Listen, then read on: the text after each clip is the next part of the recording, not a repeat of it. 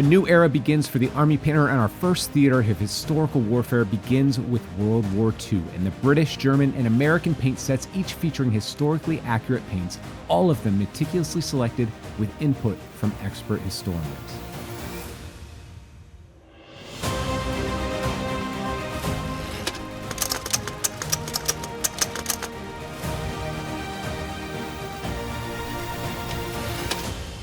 Recreate the Blitzkrieg, the German World War II set offers a selection of expertly chosen colors that reflect the formidable uniforms and vehicles of the Wehrmacht and Luftwaffe.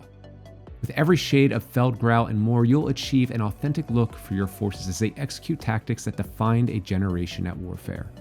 Bring history to life with paints that embody the German military during the most pivotal moments of the Second World War. With the guidance of Dr. Stephen Bull, we proudly present 20 colors in total, including 9 unique colors to the range, all developed with our easy-to-use, high-coverage, high-performance Warpaints Fanatic formulation. Follow along and we'll show you how to put them to use to paint your German forces with Stefan in the studio. He begins painting this German soldier's trousers with dark feldgrau, one of the 3 uniform colors from the set. We championed the color triad concept and popularized it with our Warpaints Air range, then advanced it with our Warpaints Fanatic flexible color triad system. So it made sense to incorporate triads in some way, shape, or form for each of the core uniform colors of each nation represented in our World War II historical range. The German set features dark, medium, and light feldgrau, or field gray in English. These paints utilize the same high coverage Fanatic formulation, which boasts 300 to 700% more pigment, enabling Stefan and hobbyists of all skill levels to achieve instant coverage and saturation, most often with just one coat. To establish some detail and shading, we will use the military shade wash from the set, which is one of the color matches to our main range. It's a sure bet that you'll use a lot of washes when painting historical minis, so when you do run out, inevitably, just check the label and you'll see that you can easily replace your empty bottle with Warpaints Fanatic military shade from your friendly local retailer or at thearmypainter.com.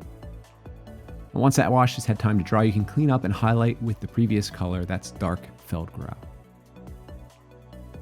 Then follow that up with a layered highlight of mid feldgrau. Be as neat as you can and use the side of your brush when possible to simply add clean highlights to your miniature. We use light feldgrau sparingly to apply a fine or refined and edge highlight to the sharpest details on this miniature.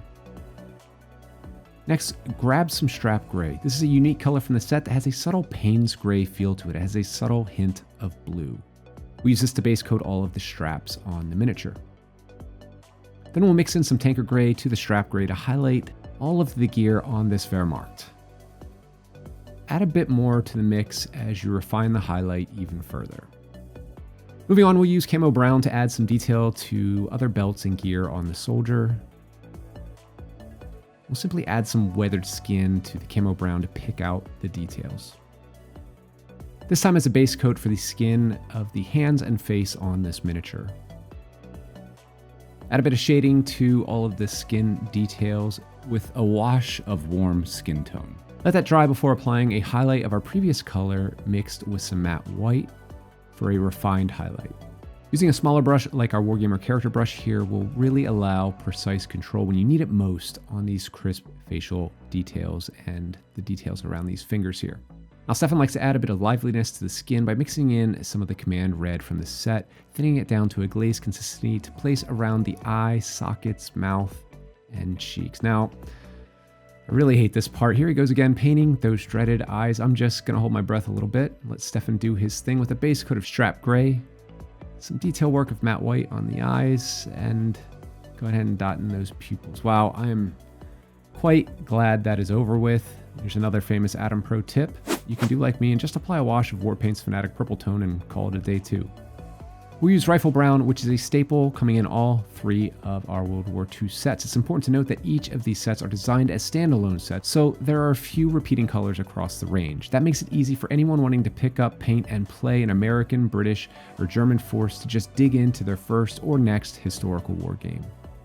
Once that's applied, add a wash of brown tone from the set to reinforce those details. Follow that up with a highlight of camo brown to the rifle. We'll use steel to base coat the metallic bits on the rifle and other metal details on the miniature like the buckles and hooks. We'll wash those down with a bit of black tone. Moving on, we'll base coat your boots with matte black. Mix in some tanker gray with your matte black for your first layered highlight. If you want to continue to push the volumes of those highlights to a more refined point, all you have to do is add in some more of the tanker gray to that previous mixture.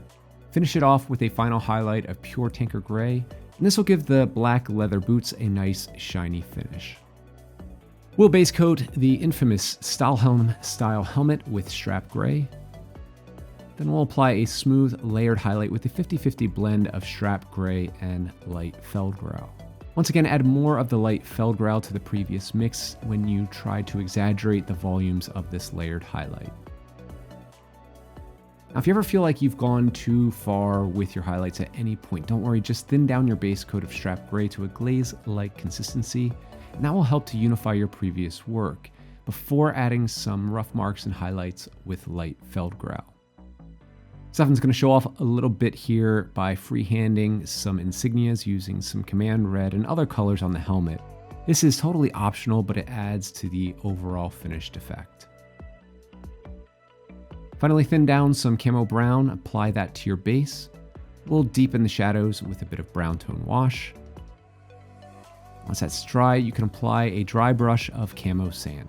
We'll follow it up with the rim color of choice. We're using matte black here, and a battlefield tuff to suit your battlefield style of choice, and your KGR-9 8K wielding recruit is ready to join your German armed forces. Paint accurately with confidence thanks to the tabletop gaming industry's first ever Era Authentic paints. Available worldwide this May, pre-order yours and learn more about the Army Painter and our team of passionate gamers and painters and the products we make for you when you visit us at thearmypainter.com.